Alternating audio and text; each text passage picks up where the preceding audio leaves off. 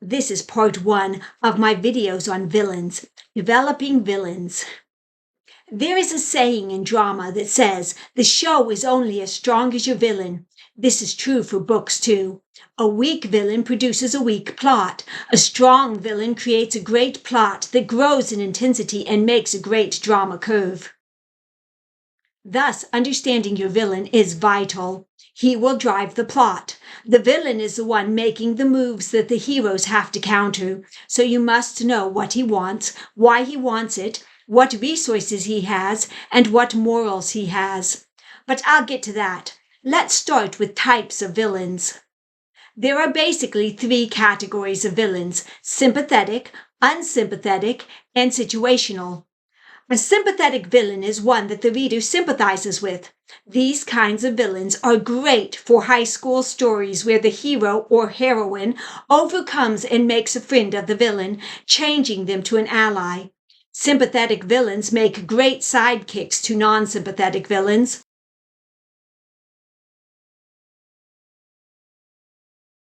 There are places for sympathetic villains. Just be aware that they are not as strong or hateable as an unsympathetic villain. Since the reader will sympathize with the sympathetic villain, it's best to not kill them at the end, but to convert them.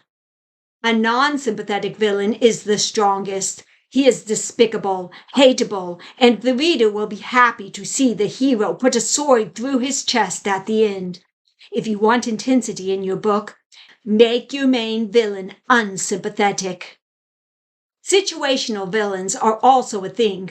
This is when you get a story where the characters are trapped on an island, like Gilligan's Island, or having to get out of the center of the earth before it explodes and kills them.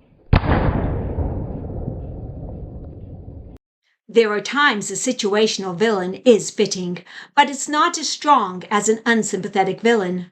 It's hard to hate natural disaster or a wrecked ship, so it doesn't bring the same emotion as an evil villain the reader wants to see die at the end. I'm not going to discuss situational villains. I find them to make better secondary villains, not main ones. So I'm going to focus now on the main villain. The villain is a hugely important character, so it's vital to understand him. Honestly, it's more important to know your villain before starting writing than to know your hero, as the hero tends to counter the villain's moves, not make the moves to drive the story. There are important questions to ask yourself when coming up with your villain. Number 1, what is your villain fighting for? What's his motivation? This is vital to have well developed. So let's look at what motivates villains. They have 4 things that motivate them, whatever their goal is. The first is power. Many villains in stories or real life want power. They want to control people. They want to rule the world. This is all through stories and through history. How many stories do people want to take over the kingdoms, cities, or even the world? In history, there are so many tyrants who have taken over people and controlled them with heavy hands. Look at communist dictators. Even today, there are people who want to get a one-world government with them in charge. They want power. They want to rule and control.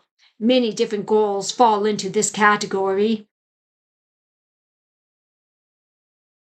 The desire for power comes mostly from pride and vanity.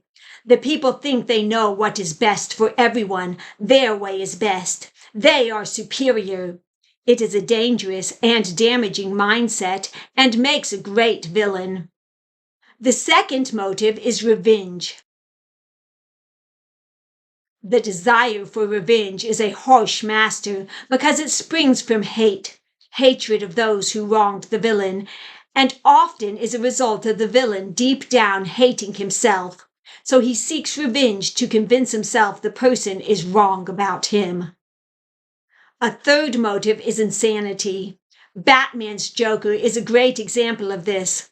Insane people are dangerous, as they can do anything without guilt. Insanity can lead to a villain killing for joy or other horrible atrocities. When choosing insanity, ask why they are insane. Don't just establish they are. It makes a difference in how you write them. The last motivation is misplaced ideology. This is people like terrorists who brutally kill thinking they are pleasing God, or armies where they are trying to spread their religion using a convert or die method. It can be toned down to societies where freedoms are taken away in the name of doing what is right. Many ideologies, even good ones, can be twisted or taken to an extreme and made bad. Now on to number 2. The next question to ask once you know the villain's motive is, what resources does he have?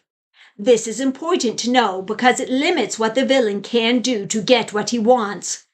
A man who wants to rule the world but is a high school student with $5 to his name isn't much of a threat.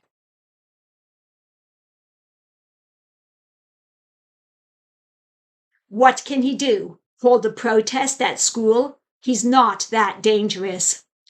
On the other hand, a man who wants to take over the world and is super rich and runs a high-tech weapons company can be a huge threat and deadly villain. Know what resources your villain has. The third question to ask is, what is your villain willing to do to get what he wants? Where does his moral compass point? If it pointed north, he wouldn't be a villain. Will he sabotage his competitor but not harm people? Will he kill anyone he sees as a threat? What will he do? The fewer morals a villain has, the worse atrocities he will commit. These 3 questions are vital to understand about your villain. Likely you will have multiple villains, so ask yourself the questions about each of them. Multiple villains tend to make richer stories. Remember, villains drive the plot. So to keep the plot going strong, multiple villains are nice. Besides, it's realistic. Seldom is there only one bad guy anywhere. So think of who might ally with him, who else might try to exploit the situation, or who might be an opportunist to take the distraction to try to reach his goal. As a last thought, apply this to yourself. Likely you are not a villain. You don't want to take over the world, get revenge, or think God has called you to do some horrendous deed. Likely you aren't insane. Yet even good people can do bad things, so analyze your motives. What are you doing with what you have? Do you need to make changes? This idea leads really well into the next topic, that villains don't see themselves as villains. They see themselves as the heroes. I hope you go watch that video, but before you do, like this video and subscribe to my channel. Feel free to leave a comment too. I'd love to know if you prefer stories with sympathetic or unsympathetic villains.